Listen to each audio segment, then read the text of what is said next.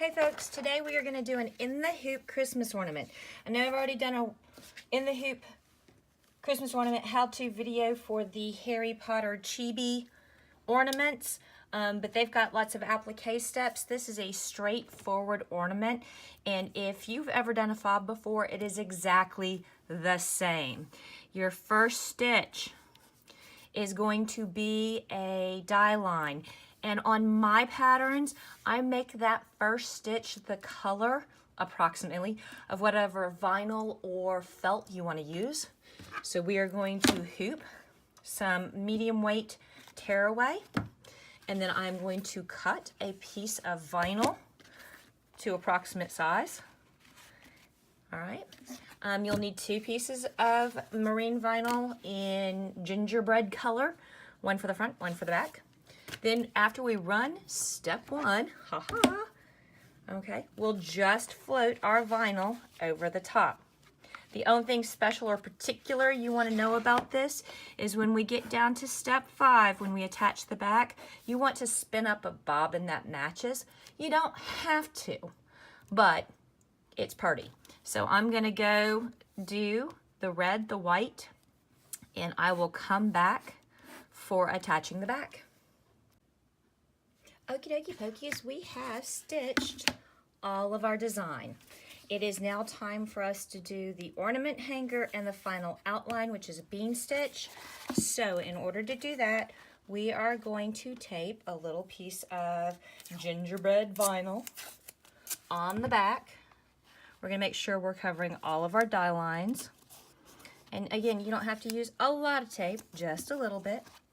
And then I'm going to pop this bad boy back in the machine. The only thing of note on this one, guys, is that you want to use bobbin thread to match your top thread. And I'm going to do top thread that's almost gingerbread color just to keep that gingerbread look. The other thing is, if you were looking at my stitch sheet, you're like, what is that orange one?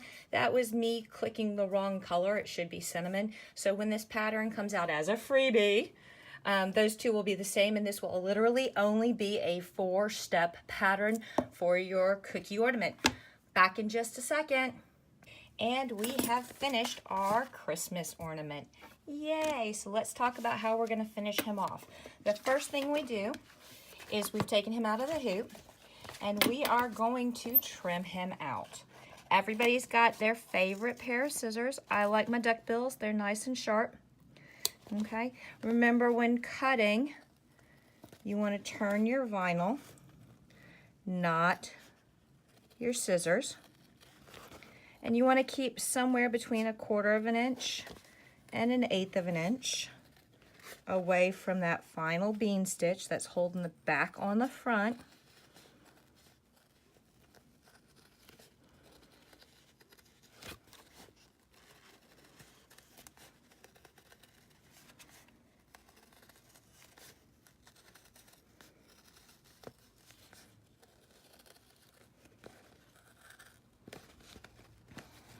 I feel like I should be telling you a story or talking to you while I'm doing this, because it can't be thrilling to watch me cut along an ornament. But I'm out of stories, and I have nothing to talk about. I know I have nothing to talk about. That just seems impossible, but it is true today. All right, there we go. We've cut him out. A little snowman. Okay, and now it's time to do, I'm going to use 2-part grommet / eyelet assemblies for this guy. And the first thing you do is you grab a blunt instrument. I love my blunt instruments. And I know some of you have crocodiles. I like my leather punch. Why? Because I get to bang on things. That is my very favorite part of the day, is when I get to do violence to something. And 1, 2. Oops.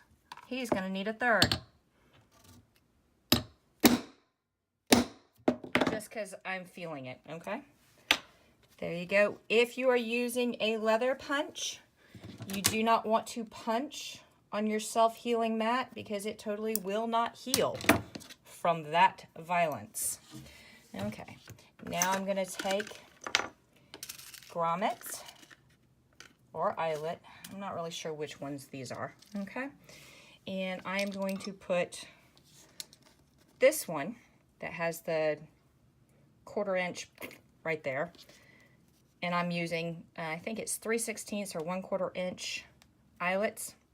And I'm going to squish down the vinyl around it. And then I'm going to take the washer and I put it curved side up, concave side up. And I'm going to put it right here on this little grommet tool. And I am going to grab the other punch. And guys, on this, you do not have to tap as hard or as much as you did breaking through the vinyl. 2 little tappy taps ought to do it. It bends that barrel around the washer. There we go. I'm going to set this out of the way, otherwise I will make a mess. Now I am going to grab probably 6 to 7 inches, let's see, of gross grain ribbon. I don't want that much of a loop, and I need to tie a knot, and blah, blah, blah. So that is going to be, yep, about 7 inches of gross grain ribbon. Woohoo! And I am going to, this is 3/8 inch gross grain ribbon. I'm going to feed it through. There we go. Woo! I'm going to pull it. Just a quick overhand knot. You can get all fancy schmancy with bows and stuff. I am not fancy schmancy, obviously. I am going to trim that at a diagonal so it's pretty. If you are better at fire than I am, you can probably heat that up and melt it so it doesn't run or unravel. Me and fire have a sordid history. And there we go, ladies and gentlemen. Our snowman gingerbread Christmas ornament. Yay! Thanks for watching. Talk to you later. Bye.